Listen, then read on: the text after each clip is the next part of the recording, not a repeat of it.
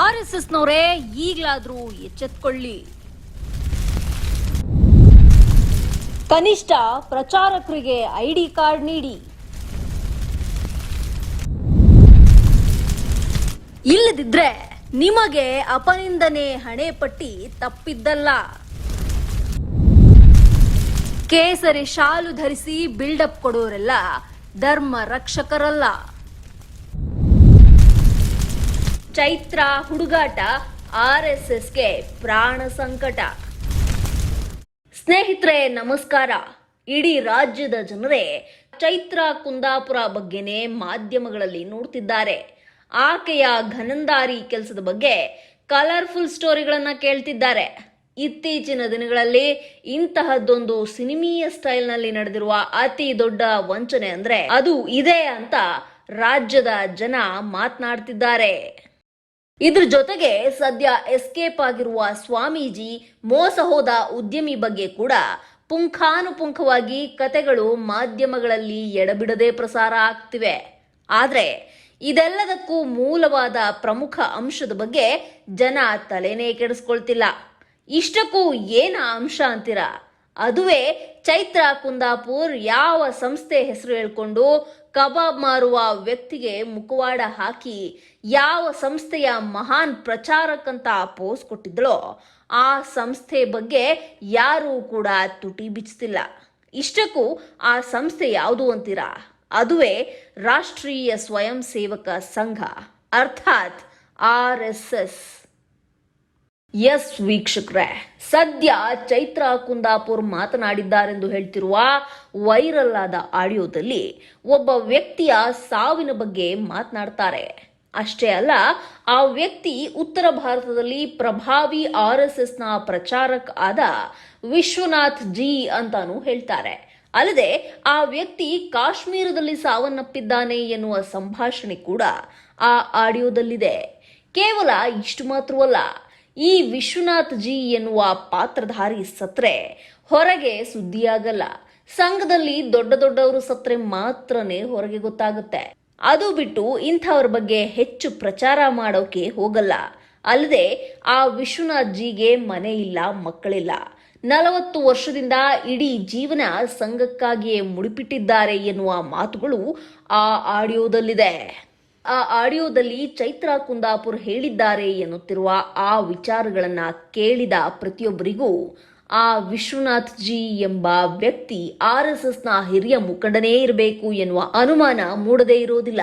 ಆದ್ರೆ ಇದೆಲ್ಲವನ್ನ ಚೈತ್ರ ಕುಂದಾಪುರ್ ಹಾಗೂ ಅವರ ಟೀಮ್ ಹಾಕಿರುವ ಖತರ್ನಾಕ್ ಪ್ಲಾನ್ ಎನ್ನುವುದು CCB ಪೊಲೀಸರು ಬಟಾಬಯಲು ಮಾಡಿದ್ದಾರೆ. ಇದೇ ಕಾರಣಕ್ಕೆ ಉದ್ಯಮಿ ಗೋವಿಂದ ಬಾಬು ಪೂಜಾರಿಗೆ ಟಿಕೆಟ್ ಕೊಡಿಸ್ತೀನಿ ಅಂತ 5 ಕೋಟಿಗೂ ಅಧಿಕ ಹಣ ವಂಚಿಸಿರುವ ಆರೋಪದಡಿ ಚೈತ್ರ ಕುಂದಾಪುರ್ ಅಂಡ್ ಗ್ಯಾಂಗ್ ಈ ಪೊಲೀಸರ ಅತಿಥಿಗಳಾಗಿದ್ದಾರೆ. ಸದ್ಯ ಚೈತ್ರ ಕುಂದಾಪುರ್ ಇಂದಿರಾ ಕ್ಯಾಂಟೀನ್ ಗುತ್ತಿಗೆ ಹಣ ಬಾಕಿ ಇದೆ, ಅದಕ್ಕೆ ನನ್ನ ವಿರುದ್ಧ ಷಡ್ಯಂತ್ರ ಮಾಡಿದ್ದಾರೆ, ಎಸ್ಕೇಪ್ ಆಗಿರುವ ಸ್ವಾಮೀಜಿ ಸಿಕ್ಕರೆ ಎಲ್ಲ ಬಯಲಾಗುತ್ತೆ ಅಂತ ಹೇಳೋದ್ರ ಜೊತೆಗೆ ಸ್ವಾಮೀಜಿ ಬಾಯ್ಬಿಟ್ರೆ ದೊಡ್ಡ ದೊಡ್ಡವರ ಹೆಸರುಗಳೆಲ್ಲ ಹೊರಬರುತ್ತೆ ಎಂದಿದ್ದಾರೆ. ಸದ್ಯ ಈ ವಿಚಾರ ಕೂಡ ಕುತೂಹಲ ಹುಟ್ಟಿಸಿದೆ. ಇನ್ನು ಈಕೆ ಹೇಳಿರೋದು ನೋಡಿದ್ರೆ ಈ ಪ್ರಕರಣದ ಬಗ್ಗೆ ಈಗಲೇ ಅಂತಿಮ ತೀರ್ಮಾನಕ್ಕೆ ಬರೋಕೆ ಅಸಾಧ್ಯ ಎನಿಸುತ್ತೆ. ಆದ್ರೆ ಒಂದು ಮಾತ್ರ ಸತ್ಯ, ಚೈತ್ರ ಕುಂದಾಪುರ್ ಹಿಂದೂ ಧರ್ಮದ ಹೆಸರಲ್ಲಿ ದ್ವೇಷ ಭಾಷಣ ಮಾಡಿಕೊಂಡು ಲವ್ ಜಿಹಾದ್ ಬಗ್ಗೆ ಪ್ರೇಮ ಪಾಶ ಅಂತ ಪುಸ್ತಕ ಎಲ್ಲ ಬರೆದು ಈಗ ತಾನೇ ವಂಚನೆಯ ಪ್ರಕರಣದಲ್ಲಿ ಅಂಧರಾಗಿದ್ದಾರೆ. ಚೈತ್ರ ಕುಂದಾಪುರ್ ಬಗ್ಗೆ ತನಿಖೆ ಆಗಿ ಎಲ್ಲ ಆರೋಪಿಗಳು ಸಿಕ್ಕಿಬಿದ್ದು ಅವರನ್ನೆಲ್ಲ ಸರಿಯಾದ ವಿಚಾರಣೆ ಮಾಡಿದ ಬಳಿಕ ಈ ಪ್ರಕರಣದ ಉದ್ದ ಮತ್ತು ಅಗಲದ ಜೊತೆ ಆಳ ಕೂಡ ಗೊತ್ತಾಗುತ್ತೆ. ಆದ್ರೆ ಈಗ ಇಂತಹ ಪ್ರಕರಣಗಳು ಧರ್ಮದ ಹೆಸರಲ್ಲಿ ಮುಂದೆ ಸಂಭವಿಸಬಾರದು ಅಂದ್ರೆ ತತ್ಕ್ಷಣವೇ ರಾಷ್ಟ್ರೀಯ ಸ್ವಯಂ ಸೇವಕ್ ಸಂಸ್ಥೆ ಅಂದ್ರೆ RSS ಎಚ್ಚೆತ್ತುಕೊಳ್ಳಬೇಕು. ತಮ್ಮ ಸಂಘದ ಲಕ್ಷಾಂತರ ಕಾರ್ಯಕರ್ತರಿಗಲ್ಲದಿದ್ರೂ ಪ್ರಚಾರಕ್ಕಂತ ಗುರುತಿಸಿಕೊಳ್ಳೋರಿಗಾದ್ರೂ ಒಂದು ಗುರುತಿನ ಚೀಟಿ ಅಂದ್ರೆ ID ಕಾರ್ಡ್ ನೀಡಬೇಕು. ಅಂತಹವರ ಟ್ರಾವೆಲ್ ಹಿಸ್ಟ್ರಿ ಕೂಡ ಸಂಘದ ವತಿಯಿಂದ ಮೇಂಟೈನ್ ಮಾಡೋದು ಒಳ್ಳೆಯದು. ಇಲ್ವಾದ್ರೆ ಈ ಚೈತ್ರ ಕುಂದಾಪುರ್ ಕಬಾಬ್ ಮಾರುವ ವ್ಯಕ್ತಿಯನ್ನ RSS ಪ್ರಚಾರಕ್ಕಂತ ಸೃಷ್ಟಿಸಿದ್ದಂತೆ ಬೇರೆಯವರು ನಾಳೆ ಬೋಂಡಾ ಬಜ್ಜಿ ಮಾರೋರನ್ನ ಕರೆದುಕೊಂಡು ಬಂದು ಅವರು RSSನ ಪ್ರಚಾರಕ್ ಇಲ್ವೇ RSSನ ಹಿರಿಯ ನಾಯಕರು ಅಂತೆಲ್ಲ ಹೇಳಿ ವಂಚನೆ ಮಾಡಿದ್ರೆ ಏನ್ ಗತಿ? ಅಲ್ಲದೆ ಹಾಗೆ ಸೃಷ್ಟಿಯಾದ ಪಾತ್ರಧಾರಿಗಳನ್ನ ಇಂತಹ ವಂಚನೆಗಳಿಗೆ ಬಳಸ್ಕೊಂಡು ಕೊನೆಗೆ ಆ ಪಾತ್ರವನ್ನೇ ಸಾಯಿಸ್ಬಿಡ್ತಾರೆ. ಯಾರೋ ಮಾಡುವ ಇಂತಹ ಪ್ರಕರಣಗಳಿಂದ ಅಪನಿಂದನೆಯ ಹಣೆಪಟ್ಟವನ್ನ RSS ವಿನಾಕಾರಣ ಹೊರಬೇಕಾಗುತ್ತೆ. ಕೇವಲ RSS ಮಾತ್ರವಲ್ಲ, ಯಾವ ಸಂಘಟನೆಗಳು ನೋಂದಣಿಯಾಗದೆ ಕೇವಲ ಬಾಯಿ ಮಾತಲ್ಲಿ ಧರ್ಮ ರಕ್ಷಣೆ ಅಂತ ಹೇಳ್ಕೊಂಡು ತಿರುಗಾಡುತ್ತಿವೆಯೋ ಅವೆಲ್ಲ ಸಂಸ್ಥೆಗಳು ಕೂಡ ನೋಂದಣಿಯಾಗಬೇಕು. ತಮ್ಮ ಸದಸ್ಯರಿಗೆ ID ಕಾರ್ಡ್ ವಿತರಿಸಲೇಬೇಕು. ಆಗ ಮಾತ್ರವೇ ಚೈತ್ರ ಕುಂದಾಪುರಂತಹ ವಂಚನೆಯ ಪ್ರಕರಣಗಳಿಗೆ ಕಡಿವಾಣ ಹಾಕಲು ಸಾಧ್ಯವಾಗುತ್ತೆ.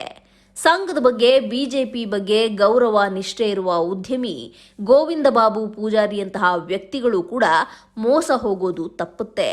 ವೀಕ್ಷಕರೇ, ಇದಿಷ್ಟು ಸದ್ಯ ಚೈತ್ರ ಕುಂದಾಪುರ್ ಪ್ರಕರಣದಿಂದ RSS ಆಗಲಿ ಇಲ್ವೇ ನೋಂದಣಿಯಾಗದ ಧರ್ಮ ರಕ್ಷಣೆಯ ಸಂಘಟನೆಗಳಾಗಲಿ ಕಲಿಯಬೇಕಾದ ಮೊಟ್ಟ ಮೊದಲ ಪಾಠ. ಈ ಬಗ್ಗೆ ನಿಮ್ಮ ಅನಿಸಿಕೆ ಏನು ಅಂತ ನಮಗೆ ಕಮೆಂಟ್ ಮಾಡಿ ತಿಳಿಸಿ. ನಮ್ಮ ಈ ವಿಶ್ಲೇಷಣೆ ಇಷ್ಟವಾದರೆ ಲೈಕ್ ಮಾಡಿ ಹಾಗೂ ಶೇರ್ ಮಾಡಿ. ಅಂದಹಾಗೆ ನಮ್ಮ ಚಾನಲ್ಗೆ ಸಬ್ಸ್ಕ್ರೈಬ್ ಆಗೋದು ಮರಿಬೇಡಿ. ನೋಟಿಫಿಕೇಶನ್ಗಾಗಿ ಬೆಲ್ ಐಕಾನ್ ಕ್ಲಿಕ್ ಮಾಡಿ. ಮತ್ತೊಂದು ಇಂಟ್ರೆಸ್ಟಿಂಗ್ ಸ್ಟೋರಿ ಜೊತೆ ನಿಮ್ಮ ಮುಂದೆ ಬರ್ತೀವಿ. Till then, take care.